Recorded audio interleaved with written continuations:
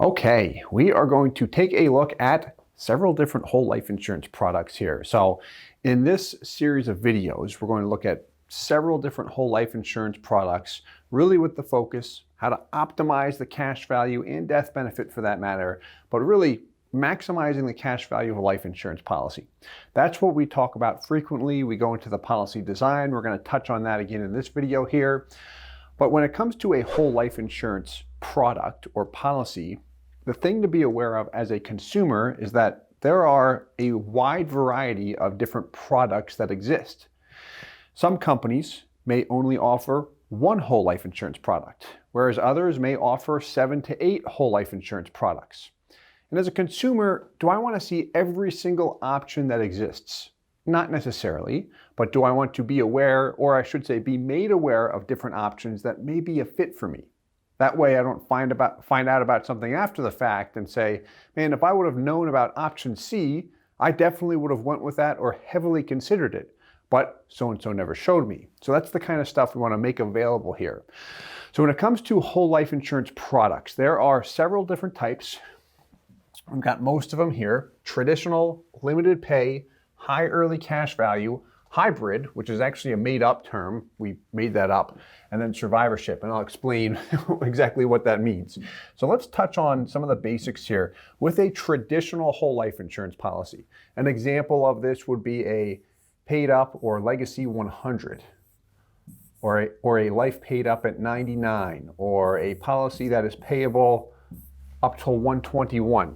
So what those numbers represent, because often you'll see those numbers associated with what is called a traditional whole life insurance policy. An L100 means that premiums are payable up until age 100. I'm not required to make payments that long. There's tweaks we can make to eliminate the premium altogether. However, that's how long I can pay into the policy. Up until I'm 100 years old, that's how long premiums are due. Same thing with 121. Premiums are payable or due up until age 121. There's tweaks you can make to stop the funding early. But typically, with a traditional whole life insurance policy, and what we're going to focus on with all of these examples here, when I look at the base premium, this is the key difference with all the products. What happens in the first and second year of a policy? Nothing shows up in cash value. And we're going to touch on that in a second here as well.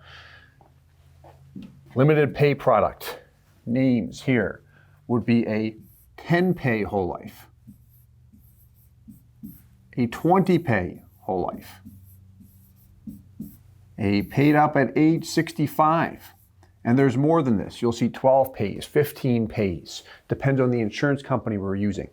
What these numbers represent, a 10 pay, for example, that's a very popular limited pay product with a lot of insurance companies, is that premiums are payable for a maximum of 10 years. Even if I wanted to beyond the 10th year, I cannot pay base premium dollars anymore. It's 100% paid up. Some companies still allow me to add PUAs, and if I set the policy up properly to avoid a MEC, it's a nice feature to be aware of, but most don't. The key point here is with a 10 pay, if it's a limited pay product, I can fund it for a limited number of years. For example, 10 years of the 10 pay. A paid up at age 65, I can pay into it up until age 65. At that point, even if I wanted to, I cannot pay more money into that product. Whereas with a traditional policy, I can fund up to age 100. I might stop at age 65 or 10 years, but I've got the option to keep going. So that's where it's good to start weighing out options. Now we're talking about just 2 of the options of the many here. Let's progress on to the next. A high early cash value, or HECV if I were to abbreviate. This product, when it comes to the base premium component, you'll often see anywhere between 90 and 95% of the base premium piece, this excludes PUAs, show up in cash value in the first year alone.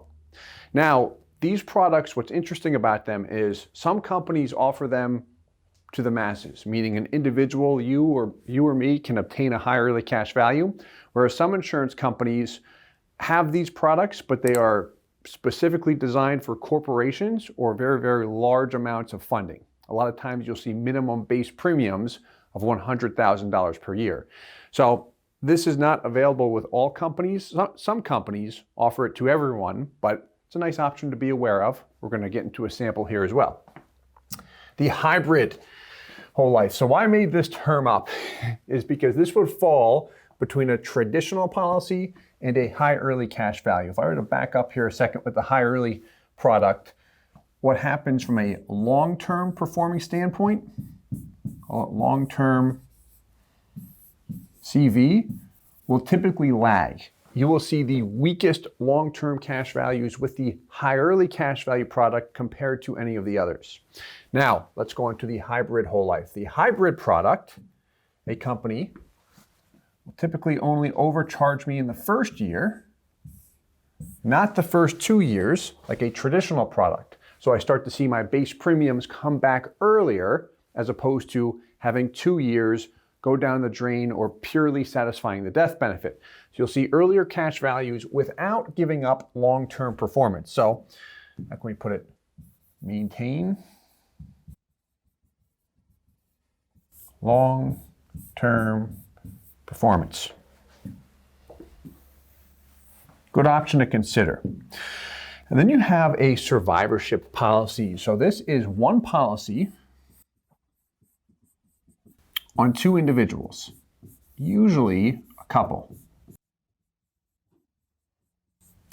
The drawback to this, and this can sometimes be an immediate turnoff, is if I have a survivorship policy on me and my wife, for example, if I were to die, that death benefit is not paid out to her. The death benefit is only paid out when both individuals die on a survivorship policy. That's a disadvantage depending on our situation. The advantage is because of that, the insurance company knows that there is a good chance they're going to hold on to the death benefit claim for a longer period of time. As a result, the internal insurance expenses are lower, and you'll often see stronger cash values over the long haul. It has pros and cons. You know, one thing to mention about it, which we'll get into when we dig into more detail on the survivorship product in that specific video, is the MEC laws are different on the survivorship policy than what we are accustomed to with a single life policy. And we'll get into more detail on that. So, a lot of information here. Let's get everything prepped. Still learning new things about this board, which I enjoy. So what we're going to touch on each of the videos is really the policy design, and then we're going to look at some actual numbers as well. So just to kind of prep everything here before we go through these different products one at a time, is when we look at the policy design, we often talk about this, right? If I'm going to pay any amount of money into a policy, I can allocate it towards the premium or toward the PUA component. Now, dollars that I direct towards the premium in a, let's specifically focus here on a traditional policy, what happens? Dollars I pay toward the base premium, if I pay $1,000 per year toward this component, in respect to my cash value, I'll often see 0 in the first and second year.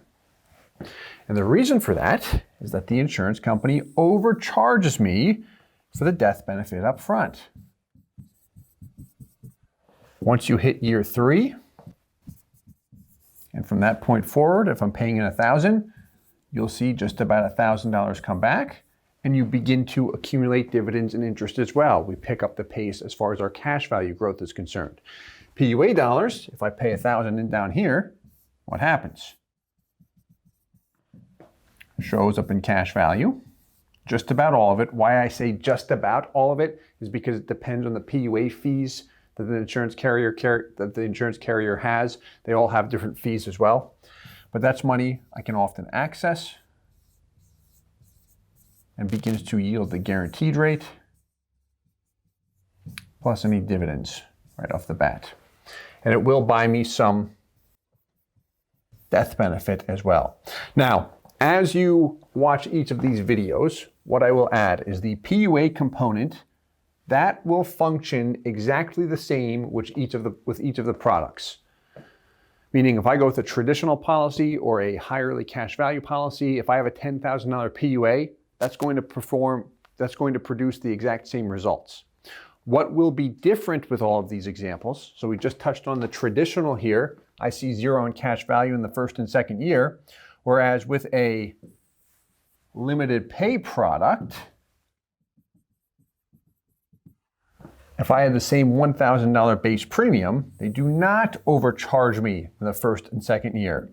I may see approximately 30% of that base premium, so in this example it would be $300, right off the bat show up in cash value. Beginning year 2, just about the entire base premium comes back to work for me. So those are the kind of items I want to be aware of up front to say, okay, as I look at different options, different products that exist, and how to maximize the cash value of a whole life insurance policy, what products give me the ability to do that? Maybe I get a little bit more of my base premium up front with a limited pay product or a high early cash value product, but then the long-term performance isn't as strong. Or maybe I want to keep on paying into it for a long period of time, so a limited pay might not be the best option. And in every situation is different, depends what we're in. The point is if I can see it, not just hear about it, but see it up front, then I can make an honest, informative decision. So I hope you enjoy these series. Reach out with any questions. We'll talk to you soon. Hey guys, Steve Parisi here. If you enjoyed the content you just saw, please subscribe, like, and hit the notification bell for future videos. If you'd like more information or to see some custom policies for yourself, feel free to call or email our offices at the contact information below.